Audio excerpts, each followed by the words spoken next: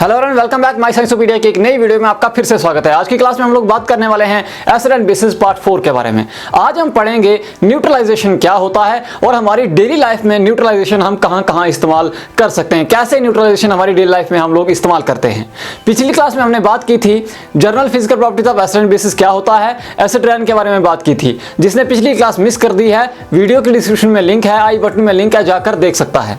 तो चलिए वीडियो शुरू करने से पहले आप लोग चैनल को सब्सक्राइब कीजिए, बेल आइकन को प्रेस कीजिए और ऑल नोटिफिकेशन को ऑन कीजिए ताकि मेरी वीडियोस की नोटिफिकेशन से आपके फोन की घंटी बजती रहे। तो चलिए सबसे पहले हम इस केमिकल न्यूट्रलाइजेशन को साइड पे रखते हैं और मैं एक जर्नल एग्जांपल से आपको न्यूट्रलाइजेशन को समझाने की कोशिश करता हूं। अब क्या है, अभी मौसम गर्म चल रहा है, गर्मी का मौसम है, समर चल रहा है, तो गर्मी बहुत पड़ रही है। अब इस गर्मी से बचने के लिए हम कर क्या रहे हैं? अगर हम घर के अंदर बैठे हैं, गर्मी लग रही तो हम फैन चलाते हैं, कूलर चलाते हैं, एसी चलाते हैं। घर के बाहर जाते हैं तो क्या होता है, गर्मी ज़्यादा है तो पानी की बोतल साथ में लेते हैं, ठंडा पानी पीते रहते हैं।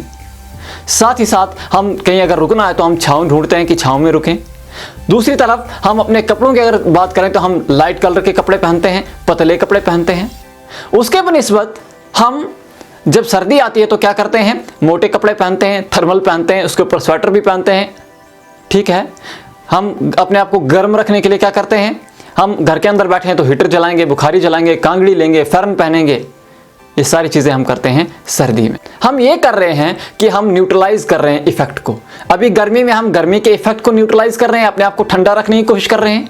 जब सर्दी आएगी तो हम अपने आप को उस सर्दी के इफेक्ट से न्यूट्रलाइज करने, सर्दी का इफेक्ट न्यूट्रलाइज करने के लिए हम कुछ ऐसे चेंजेस करते हैं जिससे सर्दी का इफेक्ट कम हो और हमारी बॉडी जो है वो नॉर्मल मेंटेन रहे, हमारी बॉडी का टेम्परेचर मेंटेन रहे। ठीक है, यही कुछ होता है यहाँ पर न्यूट्रलाइजेशन में भी। यहाँ पर भी हम एक चीज़ से दूसरी चीज़ का इफेक्ट जो है उसको न्यूट्रलाइज करते हैं। हमारे जो ये एसिड और बेसिस हैं, जब इनकी केमिकल प्रॉपर्टीज़ की बात करते हैं तो ये दोनों एक दूसरे के अपोजिट हैं। इनकी केमिकल प्रॉपर्टीज़ जो हैं वो एक दूसरे के अपोजिट हैं। जब हम इन दोनों को मिक्स करते हैं, यानी दोनों को जब हम इकट्ठा कर देते हैं तो ये एक दूसरे के इफेक्ट को न्यूट्रलाइज कर देते हैं और उसी चीज़ को हम कहते हैं न्यूट्रलाइजेशन। अब न्यूट्रलाइजेशन की डेफिनेशन मैंने यहां पर लिखी हुई है। क्या है? इट इज द प्रोसेस और reaction in which an acid reacts with base to form salt and water along with evolution of heat. ये एक ऐसा प्रोसेस है, ये एक ऐसा रिएक्शन है जिसमें एक एसिड एक बेस से रिएक्ट करता है।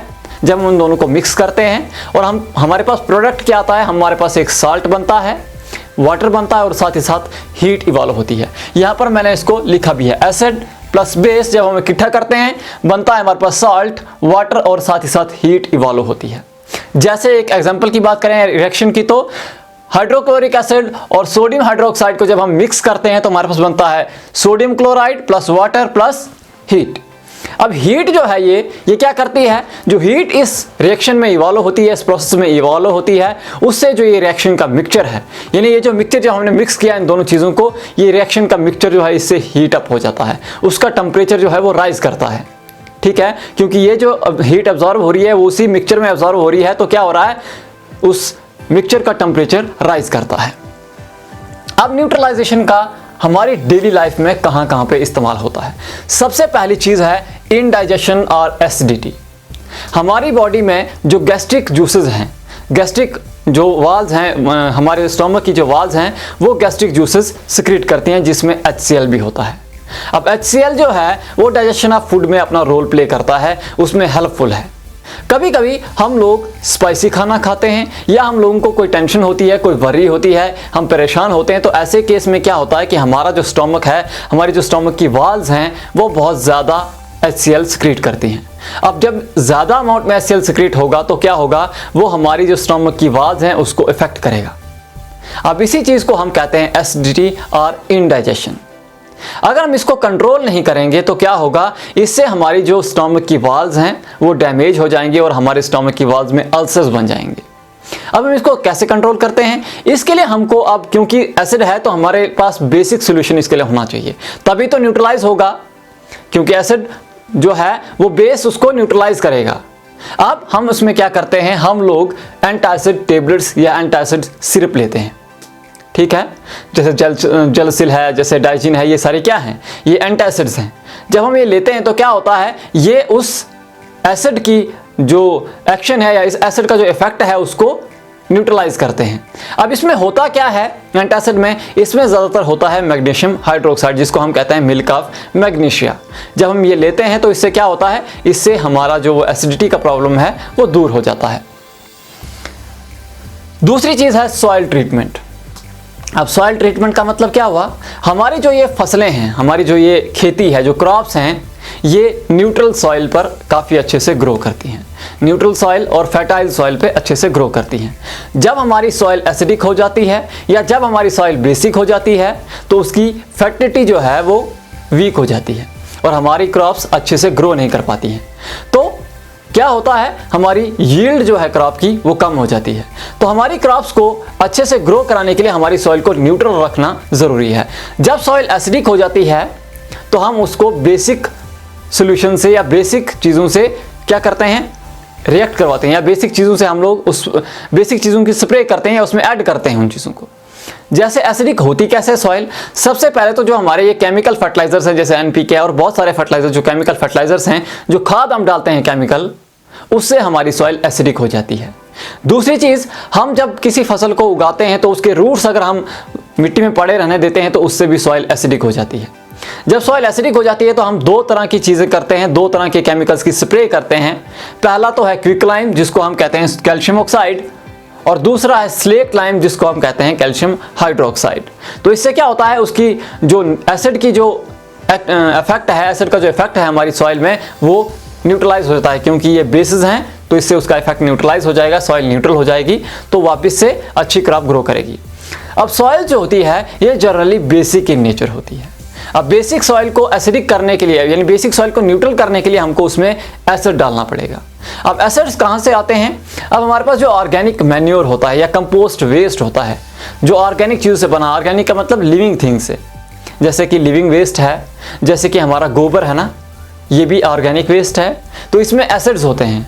जब हम ये मैन्योर या ये कंपोस्ट का वेस्ट जो है जब मिट्टी में डालेंगे तो क्या होगा, ये एसिड्स इसमें से उस बेस का, यानी उस बेसिक सॉइल का क्या करेंगे, उसको न्यूट्रलाइज करेंगे। क्यों, क्योंकि वो जो बेसिक सब्सटेंसेस हैं या बेसिक चीज़ें जो उस सॉइल में हैं, ये एसिड उसके साथ रिएक्ट करके न्यूट्रलाइज कर देंगे उसको। अगली चीज़ है फैक्ट्री वेस्ट। अब जहाँ पर फैक्ट्रीज होती हैं तो फैक्ट्री का जो वेस्ट है उसको ज़्यादातर डिस्चार्ज किया जाता है वाटर बॉडीज़ में, लेकिन फैक्ट्री का जो वेस्ट है उसमें एसिड्स भी होते हैं। अब अगर हम उसको एज सच डिस्चार्ज कर देंगे वाटर बॉडीज़ में तो उससे क्या होगा, उससे हमारे जो एक्वेटिक लाइफ है, जो एक्वेटिक एनिमल्स हैं, उनको नुकसान पहुंचेगा और वो बहुत ज़्यादा उनकी डेथ हो जाएगी। तो इसलिए उस डेथ को बचाने के लिए, उस एक्वेटिक लाइफ को नुकसान से बचाने के लिए हम क्या करते हैं, हमें करना चाहिए, हम लोगों को लाइम से रिएक्ट करवाना चाहिए, लाइम से इस ट्रीट करवाना चाहिए फैक्ट्री वेस्ट को। क्योंकि क्या होता है, लाइम जो है ये एक बेस है, जब एसिडिक चीज़ें इससे रिएक्ट करेंगी, जब हम ट्रीट करेंगे उसको उसके साथ तो क्या होगा, न्यूट्रलाइज हो जाएगा, इफेक्ट न्यूट्रलाइज हो जाएगा, एसिड का इफेक्ट न्यूट्रलाइज हो जाएगा। उसके बाद स्टिंग ऑफ एंट्स एंड बीज। हमारी जो चींटियाँ होती हैं या हमारी जो बीज होती हैं, मधुमक्खियाँ जो होती हैं, इनमें जो स्टिंग होती है, जब हमको काटती हैं, बाइट करती हैं, तो इनकी जो स्टिंग होती है उसमें फॉर्मिक एसिड होता है।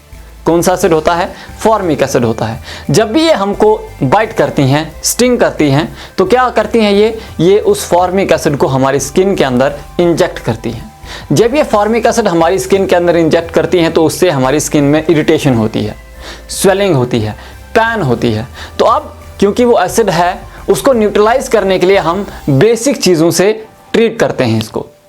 जहाँ पर उसने काटा है हम वहाँ पर सोप सोल्यूशन का इस्तेमाल कर सकते हैं, बेकिंग सोडा सोल्यूशन का इस्तेमाल कर सकते हैं, या कैलामीन जिसमें जिंक कार्बोनेट होता है उसका हम इस्तेमाल कर सकते हैं। इससे क्या होता है, अब बेसिक सोल्यूशन जब हम एक्ट करेंगे तो उससे इफेक्ट न्यूट्रलाइज हो जाएगा, तो जो हमको पैन या इरिटेशन जो हमको हो रही है उसमें हमको थोड़ी राहत मिल जाती है। अब अगला है preserving milk for short period. अब ये जो है इसका इस्तेमाल किया जाता है ड्यूरिंग समर डेज या ड्यूरिंग हॉट सीजन। अब क्या है ये, अब हमारे जो शहरों में दूध आता है तो वो ज़्यादातर गाँव से आता है, दूर दराज के इलाकों से आता है। जब गर्मी के दिन होते हैं तो क्या होता है, जो मिल्क का नेचुरल बैक्टीरिया है लैक्टोबैसिलस, वो क्या करता है, वो बहुत ज़्यादा क्वांटिटी में लैक्टिक एसिड सिक्रीट करता है। और इस लैक्टिक एसिड से होता क्या है, ये लैक्टिक एसिड मिल्क को कर्ड में तब्दील करना शुरू कर देता है। क्योंकि सफ़र बहुत लंबा है, टाइम लग जाता है, तो उससे क्या होता है, दूध दही में तब्दील होने शुरू हो जाता है। अब वो दूध बेचने जा रहा है, दही तो नहीं बेचने जा रहा है, तो उससे क्या होता है, उस इंसान को जो दूध लेकर जा रहा है उसको लॉस होगा। तो उस लॉस से बचने के लिए, उस लैक्टिक एसिड से बचने के लिए, लैक्टिक एसिड के इफेक्ट से बचने के लिए, लैक्टिक एसिड दूध को दही में तब्दील ना कर पाए, उस लैक्टिक एसिड के इफेक्ट को न्यूट्रलाइज करने के लिए क्या किया जाता है, उसमें थोड़ा सा बेकिंग सोडा डाल दिया जाता है। उस बेकिंग सोडा से क्या होता है, जो एसिड का इफेक्ट है उसको वो न्यूट्रलाइज कर देता है बेकिंग सोडा, और दूध जो है वो खराब नहीं होता है। तो आज की क्लास में इतना ही। आज की क्लास में हमने पढ़ा न्यूट्रलाइजेशन क्या होता है और न्यूट्रलाइजेशन का हमारी एवरीडे लाइफ में कहां कहां इस्तेमाल होता है। तो चलिए अब बात कर लेते हैं आज के क्विज की। आज के क्विज का आपके लिए पहला क्वेश्चन है कि आप लोगों को बताना है what is chemical formula of carbonic acid, जो कि पिछली वीडियो में हमने पढ़ा है। अगर वीडियो नहीं देखी तो जाकर देख लेना। दूसरा क्वेश्चन आपके लिए है विच acid is formed when sulphur dioxide reacts with water vapour. ठीक है, तो आज की क्लास में इतना ही। फिर मिलते हैं एक नई क्लास में, तब बात करेंगे हम इसकी एक्सरसाइज के बारे में। फिलहाल अभी के लिए अलविदा।